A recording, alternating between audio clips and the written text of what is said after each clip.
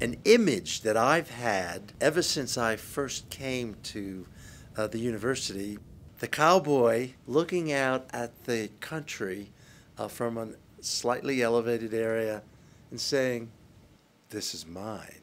It's all mine. Isn't it wonderful?"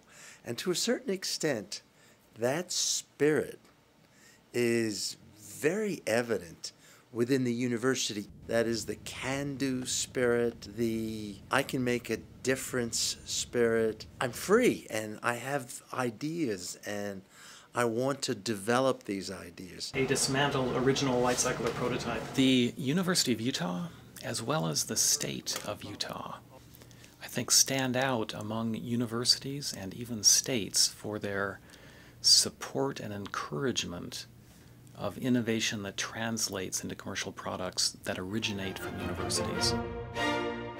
This year, for the very first time, we instituted an award to recognize those faculty members who have had impact as innovators above and beyond their roles as teachers and as creative and scholarly researchers. The Distinguished Innovation and Impact Award is a new award. We decided it was long past due. This year's two awardees are Dr. Ted Stanley and Dr. Carl Whitwer, both of whom have had that worldwide impact. They embody best the characteristics of someone who is of people who are basic researchers, but who have an immutable interest in having impact on people's lives. I've been somewhat successful in some of my entrepreneurial activities. One of them was the founding of a company called Anesta and the development of a concept of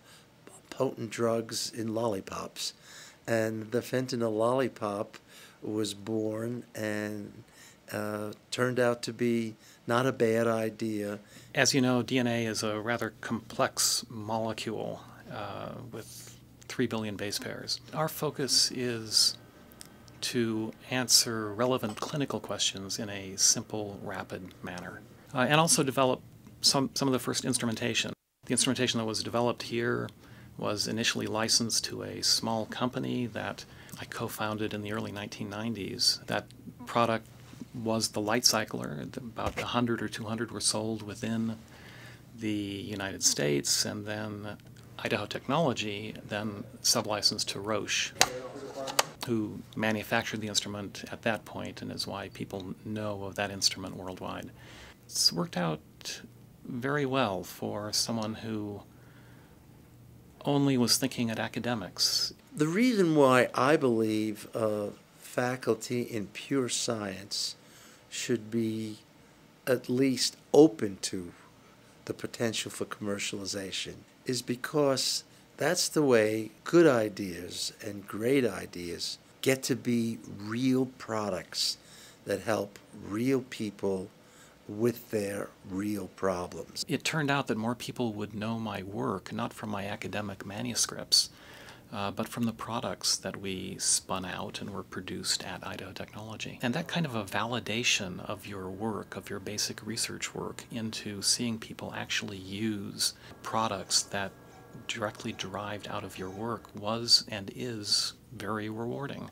I had such a positive experience in the sense that the university kind of helped me in the process by recommending a patent firm, by recommending a potential partner. My idea was that this was my baby and I wanted to develop this.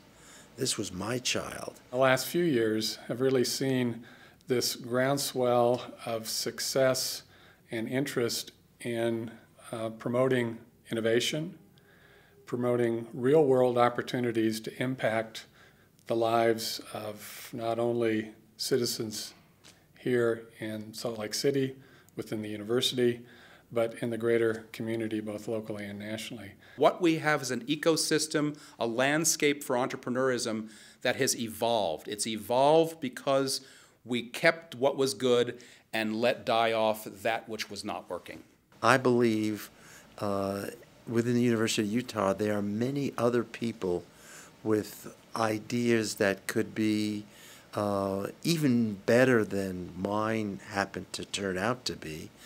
And I think this is the future of many departments in terms of creating value, creating new ideas and new products and new companies that are going to drive the continued development of society.